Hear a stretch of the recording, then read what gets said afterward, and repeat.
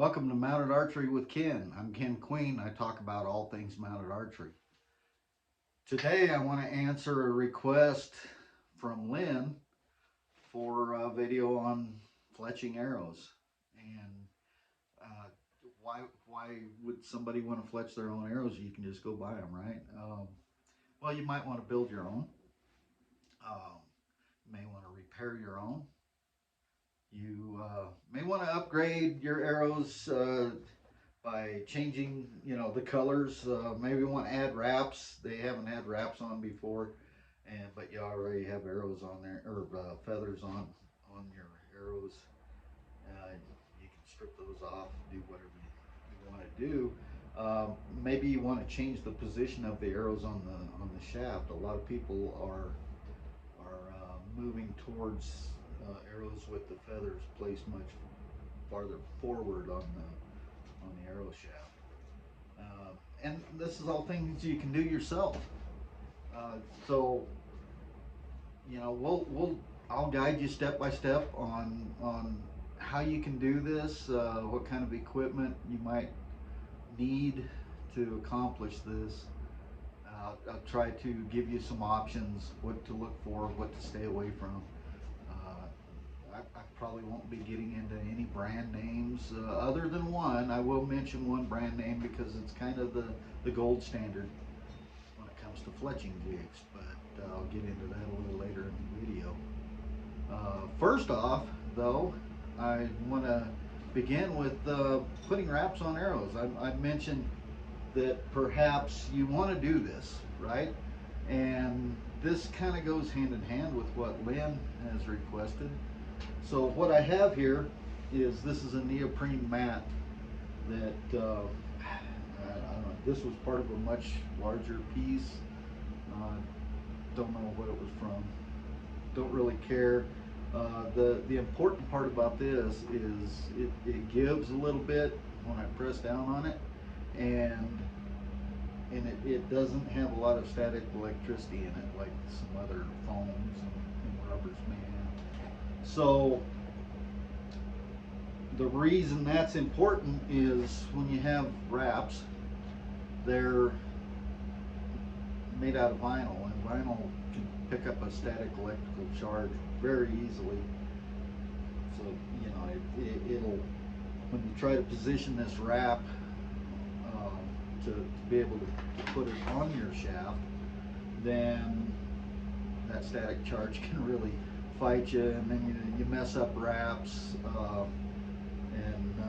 so we don't want to do that.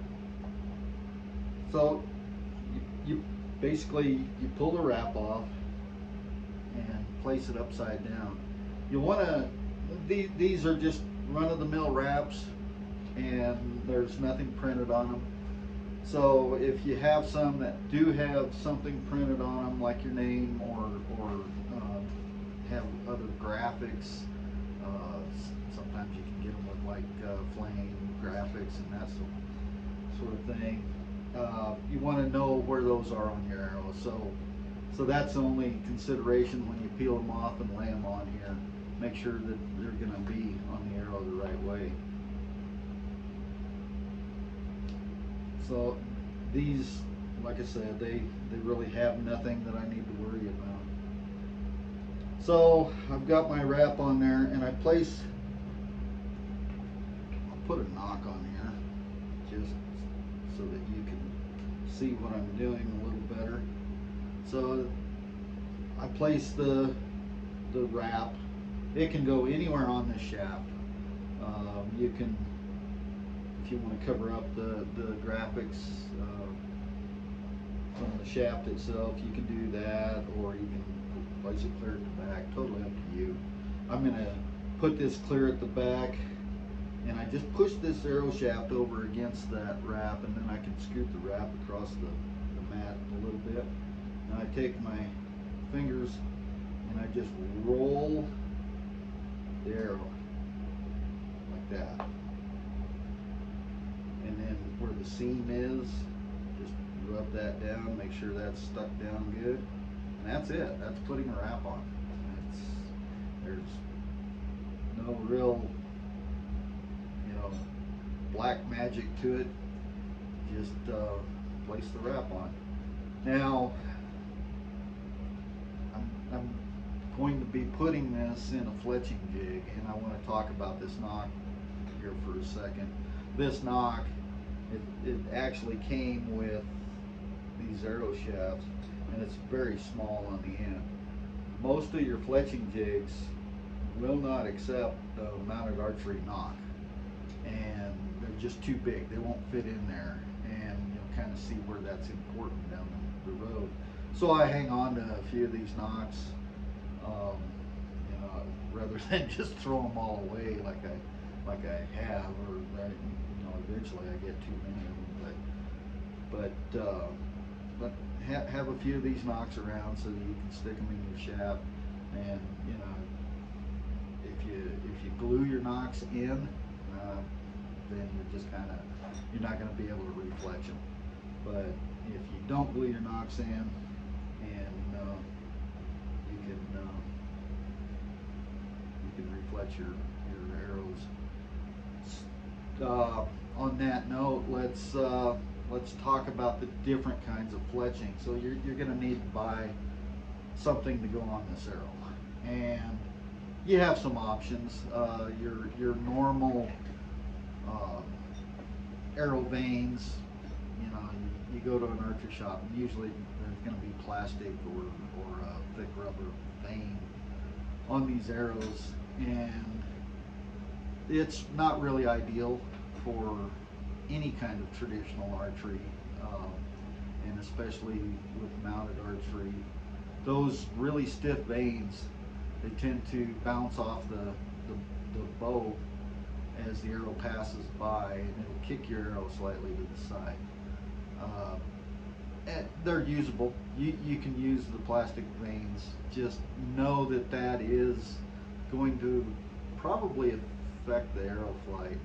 Plastic vanes are better for a very center shot bow, like a compound with a drop away rest. Once you release that bowstring, very little of that arrow even touches the bow from that point on, and so plastic vanes work great there. There are some what they call trad vanes available out there. I've never messed with them some, but I do know some people that have used a form of them, whether it be in a hunting setup with recurves and long bows, or even Olympic style archery, target archery.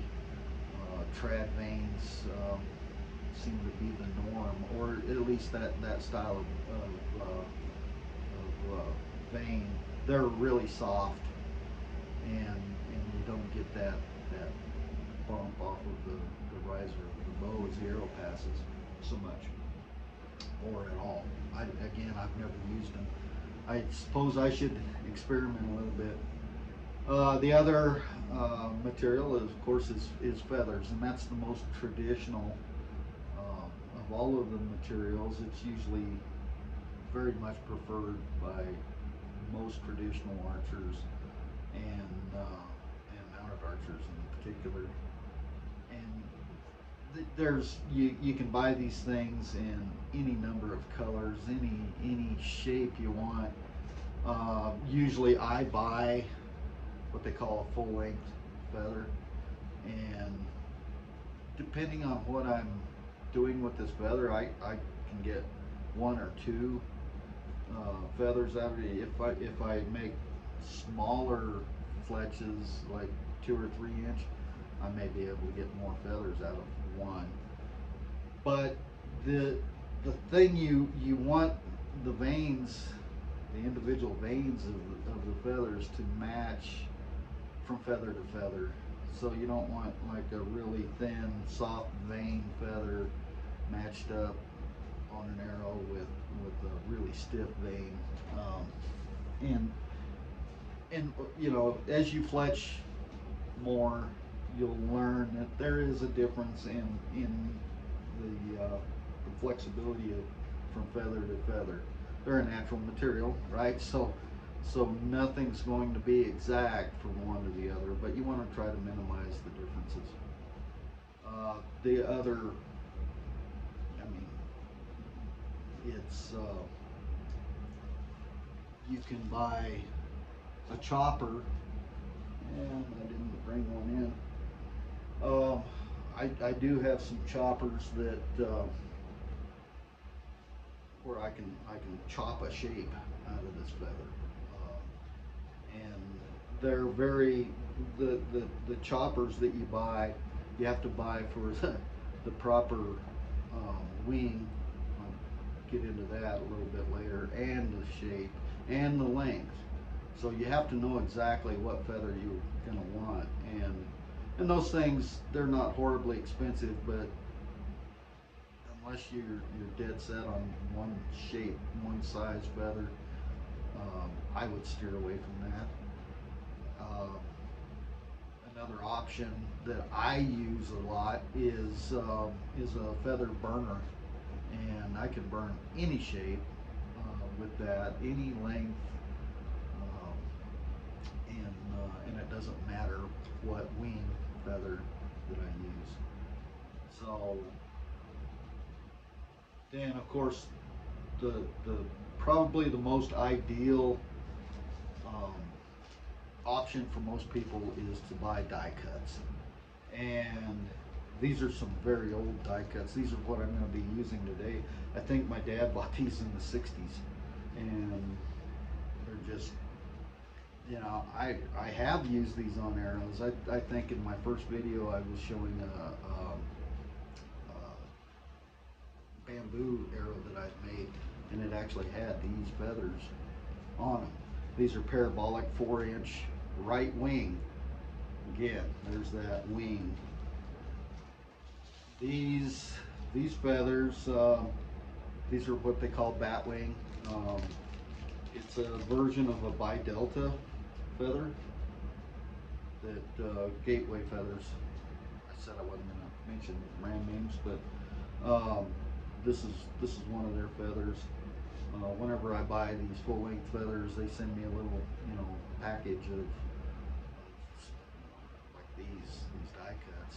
I guess for me to try. Maybe it's going to inspire me to buy them. But the die cuts, and these are very good. They're from manufacturer to manufacturer.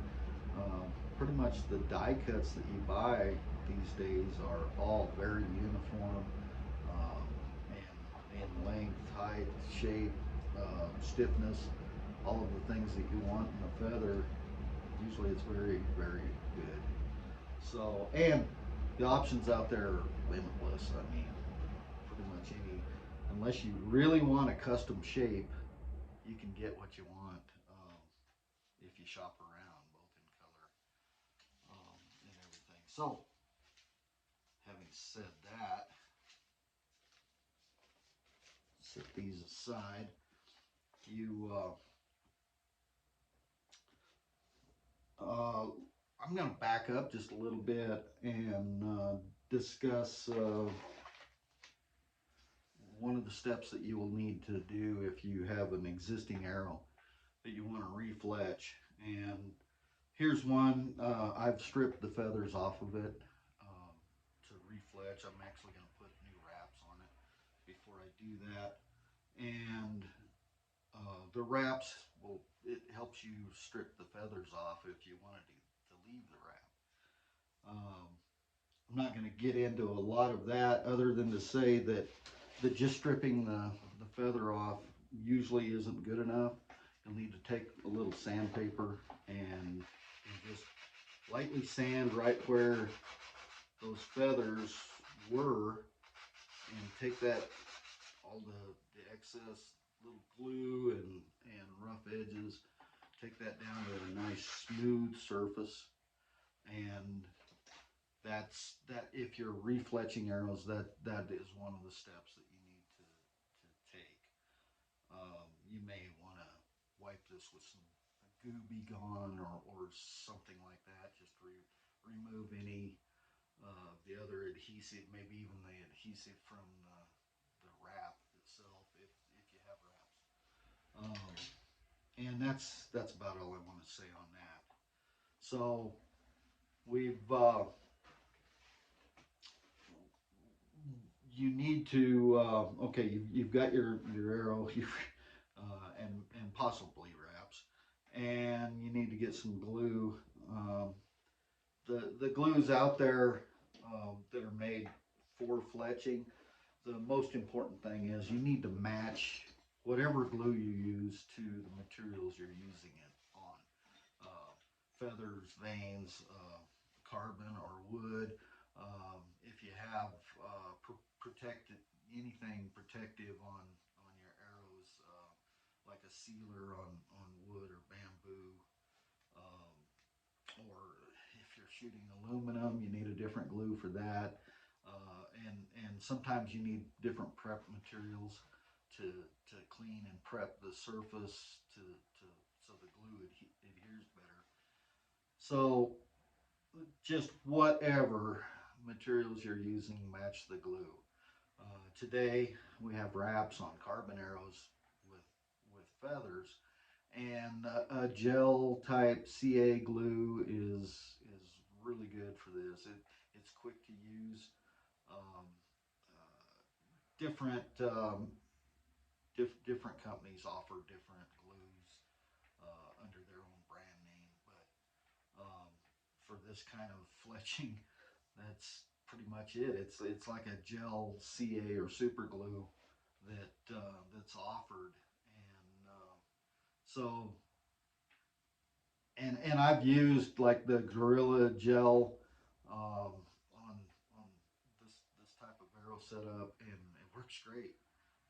Sometimes it's a little cheaper to come by. Sometimes it's more expensive to come by than regular fletching glues of the same type. So so we've got some glue, we've got feathers, we've got an arrow, and now we need to get a feather on this somehow. So let's talk about the jigs that you're going to need. And oh, yeah, I guess before I do that, I need to talk about the feathers that I mentioned the right wing and the left wing, and it really doesn't matter if you use a left wing or a right wing feather on your arrows. Just on each arrow, it has to all be the same. So this arrow, we either need to put all left wing feathers on it or all right wing. And I don't care if I have 2, 3, 4 feathers or 6 for that matter. Um, and I'll show you an example of that here in a little bit. But they all need to be the same wing. Well, how do you tell which wing is which, and why does that make a difference? So every bird's got 2 wings. Well, we hope they do anyway. And this particular feather is off a left wing. How do I know that? Well, if I take this, there's a couple of different ways. If I take this feather and I lay it in my left hand with the back of the feather towards me and the front of the feather away from me, it cups in my hand. The other way to tell is if you take your hands and do this out in front of you, your left hand and your thumb points that way. Well, the quill on this arrow has a little shelf that'll correspond with my thumb, okay? With the front of the feather away from me and the tail towards me. So that's a left wing feather. This is a right wing feather. It's been cut down to size and everything, but it's still right wing. There again, it cups in my hand like that with the quill to the inside, the point away, tail towards me. The left wing feather, on the other hand, isn't going to do that. It cups away unless I turn the quill away from center. Also, the little shelf on the inside, it's the same as my thumb. That's a way to tell what feather you're dealing with. You can look on your arrow and see what's on that just by that little shelf or the way it's cupped. Um, and it's the way the reason it makes a difference is as the arrow's flying through the air, that cup shape will catch the wind and it'll spin the arrow a certain way. And so a right wing feather is going to turn an arrow going away from you clockwise, and a left wing feather will turn the arrow going away from you counterclockwise. That's all there is to it. And we want our arrows to spin. It helps stabilize the arrow quicker in flight as it spins. It's like a bullet in the rifling of a gun barrel. It'll spin that bullet a certain way. So that's why you need either right or left wing feathers, not both on the same arrow. Could you have a set of arrows with some with left wing and some with right wing? Of course, it's not going to make a difference in that, and it doesn't make any difference whether you're right-handed or left-handed. So it's all it does, and this arrow doesn't start spinning until it's past the bow. So again, there's no difference there. So I mentioned that these feathers are right wing. So I need one of two clamps on my jig. I either need a straight clamp or I need a right helical clamp. And so the types of jigs, this jig right here, it's an older style. They still offer this style jig. You can put 6 arrows in it at a time, fletch 6 at a time. It's kind of neat that way, rather than most jigs you can only do 1 at a time. But this style jig, I can change the number of fletchings from 3 to 4 down here very easy. I can change the offset, and this is important with straight clamps. So I only have straight clamps for this jig. There's no curve to them, and so I can change the offset of this arrow by moving the bars in the front and the back opposite of each other. So these are set up for a straight offset for right wing feathers. If I wanted to put left wing feathers, I'd have to readjust this jig, which it's really easy to do. But that's one type of jig. They used to make, this particular company, they're out of business. Like I say, there is somebody making one similar to this. And they used to make single jigs as well. This is a Joe Jan. In case you see on eBay or something one of these jigs and maybe you want to pick it up. They did have helical clamps for these as well. So, but the straight, if you just want to do a straight offset, which is a great fletch on a mounted archery arrow, then this is a great jig to do it. And you can do, like I say, 1 feather on 6 arrows at once. And more commonly available nowadays, rotate this around, is this style fletching jig. And this is, I'm going to call it a Bitzenberger style. Okay, Bitzenberger is a brand name. They're top of the line fletching jigs. In anybody's book, you go on any social media site, ask what the best fletching jig out there is, and 99% of the time they're going to say it's a Bitzenberger. So, but these are a Bitzenberger style, and they're an injected molded plastic, I suppose, or nylon. I don't know. They're a very durable jig, and they're a fraction of the cost of a Bitzenberger. Usually Bitzenbergers are cast aluminum, and but they are good jigs. These, I used to use them in an archery shop that I worked at a little bit. I didn't do a lot of fletching there. I was usually in the back prepping wood shavs, but they had a whole table of these set up, a rotating table kind of like I got here. But the whole thing was set up with these. They could do 2 dozen arrows at once. Uh, but most people are only going to have 1 jig, and that's 1 jig is 1 jig is what most people have. the important things about these jigs. Now, I said this is a Bitzenberger type, and I can use Bitzenberger specific clamps on this jig.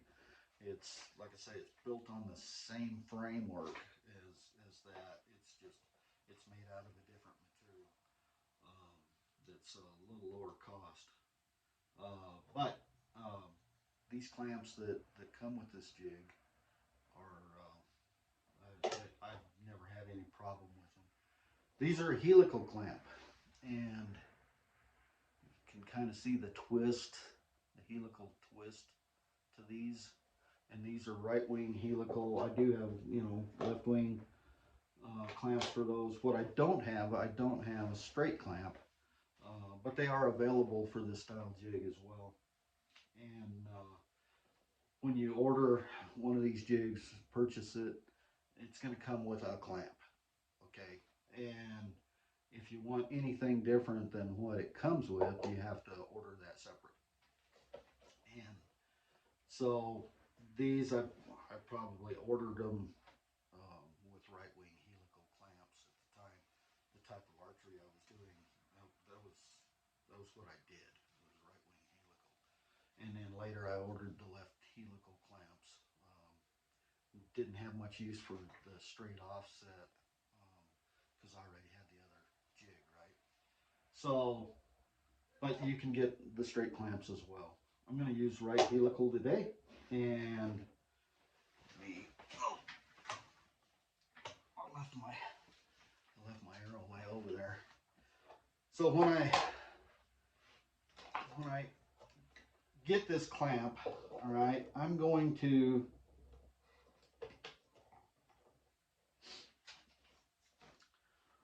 have to set it up, and so I've got these arrows, and if I change the diameter of my shaft, I need to readjust this.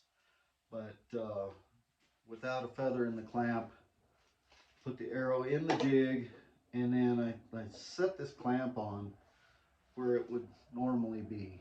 And what I need to look for is I need to look for daylight showing through where it's not fitting quite right. And this, of course, this is all adjusted already. I don't need to readjust it.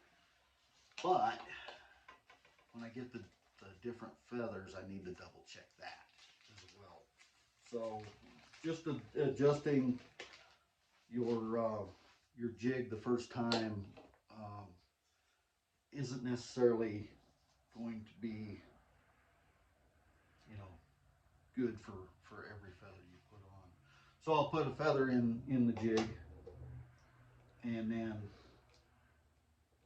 press this down lightly, and I'll explain that here in a minute. But I press this down, and I look for the same thing. I'm looking to see if this quill is sitting flat against the arrow shaft, and in this case it is. So I'm good to go here.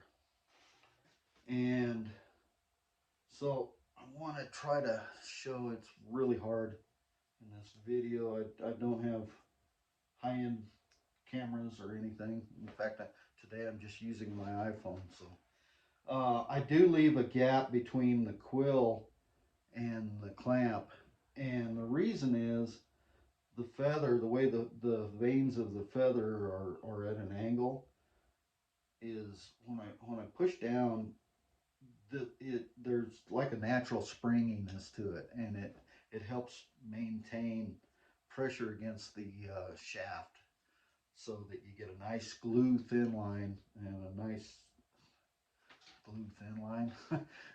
You get a nice thin glue line that wow, I need more coffee. And a thin glue line is a stronger glue line, by the way. So, and that's one reason why you want this feather to fit the shaft and everything. So we will we'll get our glue ready here. Now, you want a nice even bead right down this feather of this glue. Nice even bead. I'm a little shaky today. I can't talk, and I'm having trouble putting that on. Of course, I'm not wearing my glasses either. So, but I can see that that's not very even. So I'm just going to take my finger and draw it along the end, and that, holding this up to the light, I can see that I've got a nice even bead on there. It's not too big. You don't want too much glue because it'll mess up your arrow, or make it look bad anyway. So I'm gonna put this on here. Like I say, lightly press down, make sure that nothing's lifting, and we're good to go. So I will repeat that 3 times on this arrow, and before I move on to the next step. And we'll get the next step. We've already kind of got it set up here just to save time. I'm not going to sit here and, fast forward this and glue through, another 3 feathers on this. But I've got an arrow where I can show you what I do next. One thing I would mention is, I should have mentioned earlier, on these clamps, you can, I don't know if you can see, there's marks already on the clamps, and that's just so that you get a consistent feather placement every time, especially when you got multiple clamps or multiple jigs. You can get the whole set of arrows placed the same, like using their marks. Now I usually take a pencil and I make a more of a mark, and like I said, I don't know if you can see that. I can't tell just looking at my little screen, but I've got some different marks on here for different things. You'll, depending on where you want to place that feather on that arrow. Right now I'm about 1.25 inches from my nock to the back of the feather, and you can go um, about as far as that clamp will allow you. Okay, so that 4-inch feather, if I made that feather shorter, maybe a 3-inch, then I could have even more distance between the nock and the back of my feather if I need that for, say a pinch grab of your arrows. A lot of people shooting Slavic, they don't want those feathers back. So that's where that comes in, but that's where you're limited as well, as the length of that clamp, and the length of the feather. So that's one thing to consider. But if I was going to set up my arrows this way, I would make a mark right there, and I would check that on every one of these clamps and make that same mark so that I can duplicate that every single time. Very important. So that's enough about that. That's but enough about the jig, I believe, until I remember something else. So what do I do then? Here's an arrow that I've fletched already, and here's another little tool you're gonna need. I mean, a little snap knife, an X-Acto knife, something small and very sharp. And the fronts of these feathers, they'll be blunted slightly. I mean, these die cuts, they have a little angle to the tip of them already, but you need to kind of dress that up after you get done. You take your snap knife here, and then you can just very carefully ramp the end of that feather a little bit and check it with your finger. Make sure there's nothing sticking up there that can grab anything. And the thing we don't want it to grab is our bow hand, our knuckle. So that's the first step. Then what you'll want to do is put a spot of glue right on the end of that feather all the way around. And then once that glue dries, then you can do whatever else you want to do. You know, whether you put electrical tape on there. I've got some electrical tape right here. Is on the back. Um, the puffy glue. Get some of that over here. That I mentioned in my previous video. Got a little black, and you just, you know, run your bead around the end of that, however wide you want to. Um, it can be difficult to. I didn't really put much on there. Usually I have a much wider band. I'll probably finish that up. I think I want to put white on these, so I have to go get some white. But you know, thread wrap, um, whatever you do to keep the front of that feather from digging into your hand over time. Because when these are new, with that glue on there, not a problem, right? It's usually after they've been used a little bit, maybe you miss and it rubs some of that off, or maybe it peels up that feather just a little bit. That's when the problems start. So this is just another layer that prevents that from happening.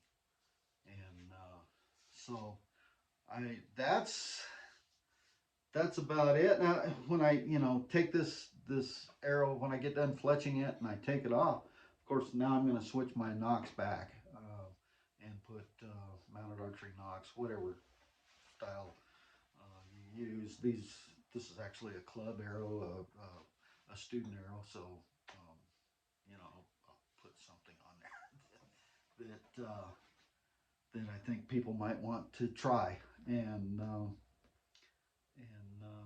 that's about it. So I hope you enjoy it. If you go down this route, it gives you a little ownership in your arrows, right? And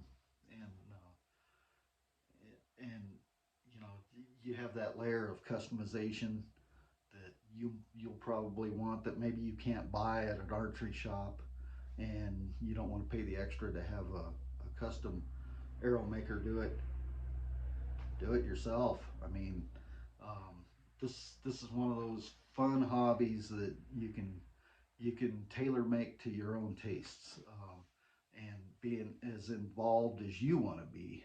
And so, um, like, subscribe. If you want to see more of these videos, always drop a comment in there. Um, you know, like Lynn did. Uh, Let me know what you want to see, and I'll try to deliver. And if I can't deliver, I'll find somebody that can, or I'll share something that I found. So um, that's I. And if you want more information on what I provide, goods and services or instruction, there's a link in the video description on all of my videos.